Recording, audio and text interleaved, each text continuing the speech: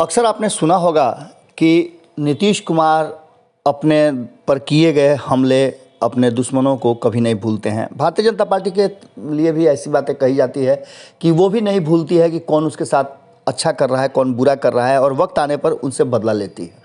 नीतीश कुमार के बारे में भी यही कहा जाता है। लेकिन लालू प्रसाद जिस तरह की रणनीति रच करके अपने सामने वाले को चित कर देते हैं, ये कला लालू प्रसाद ही जानते हैं। आपको पता है कि लालू प्रसाद पिछले कई दिनों से पटना में है। इसके ठीक पहले पटना आने से उन्होंने स्पष्ट तरीके से कहा था कि भारतीय जनता पार्टी नीतीश कुमार के साथ है और जब तक है तब तक बिहार का विकास नहीं हो सकता है। इसके अलावा उन्होंने कई सवालों के जवाब दिए थे। उन सवालों के जवाब में उन्होंने इशारों में बहुत कुछ कह दिया था। अब वो इशारे धीरे धीरे सामने आने लगे हैं। 2020 के चुनाव के बाद कांग्रेस 70 सीटों के बावजूद मात्र 19 सीटें जीत करके आई और कहा जा रहा था कि सरकार नहीं बनने का जो है वो कारण कहीं ना कहीं कांग्रेस है। 70 सीटें कांग्रेस को देकर के कहीं ना कहीं राष्ट्रीय जनता दल ने तब गलती की थी और उन्हें चाहिए था कि जो लोग बाहर गए उनसे, चाहे वो उपेंद्र कुशवाहा हों, लालू प्रसाद के नहीं एक्शन में रहने के चलते जीतन राम मांझी भी बाहर चले गए, मुकेश सहनी भी बाहर चले गए और इसका खामियाजा भुगतना पड़ा। और 70 सीटें दे करके कहीं ना कहीं अगर अपने हिस्से में रखती राष्ट्रीय जनता दल तो हो सकता था कि वो सरकार में आ जाती। हालांकि ये हाइपोथेटिकल था, लेकिन उसके बावजूद भी दोषी जो है वो कांग्रेस को ही बनाया जाता था। इसके बाद उपचुनाव में जो 2 सीटों के उपचुनाव हुए, कुशेश्वर स्थान और तारापुर के, उसमें राष्ट्रीय जनता दल ने 2020 की गलती को ठीक करने का कोशिश किया और दोनों सीटों पर अपने उम्मीदवार उतारे। कांग्रेस के लाख कहने के बाद, लाख समझौते के बाद तैयार नहीं हुई और कांग्रेस ने गुस्से में विरोध करते हुए अपने उम्मीदवार उतार दिए और इसके पीछे एक रणनीति बताई जा रही थी कि नीतीश कुमार ने खेला करवाया है। कांग्रेस और नीतीश कुमार की नज़दीकियां बढ़ रही हैं और इन सारी बातों को लेकर के हमने आपको G23 की भी बात कही थी। उसमें भी कहा जा रहा था कि G23 से कहीं ना कहीं लालू प्रसाद को दूर करके नीतीश कुमार को तेज़ी से साथ लाने की कोशिश कांग्रेस कर रही है।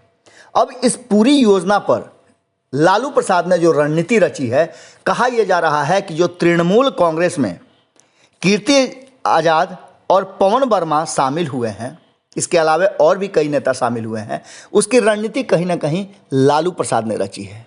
दिल्ली में बैठे बैठे लालू प्रसाद ने सारी योजना कर ली थी और जैसे ही वो बिहार पहुंचेंगे तब ये एक्सिक्यूट किया जाए इस प्लान को, ऐसा पहले से तय माना जा रहा था।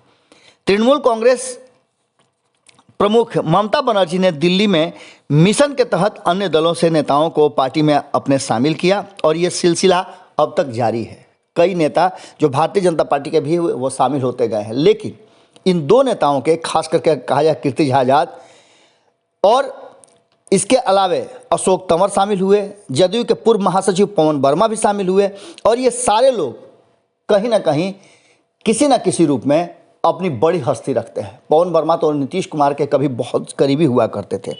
इन सारे लोगों के तृणमूल कांग्रेस में जाने के पीछे कहीं ना कहीं वो बड़ी रणनीति है जो 2024 के लिए तैयार की जा रही है और नीतीश कुमार को औकात बताने के लिए, उनके कद को बताने के लिए कहीं ना कहीं एक बार फिर से लालू प्रसाद ने ममता बनर्जी को देशव्यापी नेता के रूप में सामने खड़ा करने और लाने का एक प्लान रच दिया है। इससे कहीं ना कहीं झटका कांग्रेस को भी लगा है और नीतीश कुमार को तो लगा ही है। भारतीय जनता पार्टी को भी उन्होंने सचेत जरूर कर दिया है। अब देखने वाली बात होगी कि लालू प्रसाद की रणनीति कितना कारगर होती है और इसके आने वाले समय में क्या राजनीतिक परिणाम निकल करके सामने आते हैं। लेकिन वर्तमान परिस्थिति में कहीं ना कहीं एक बड़ा झटका तो जरूर दिया है।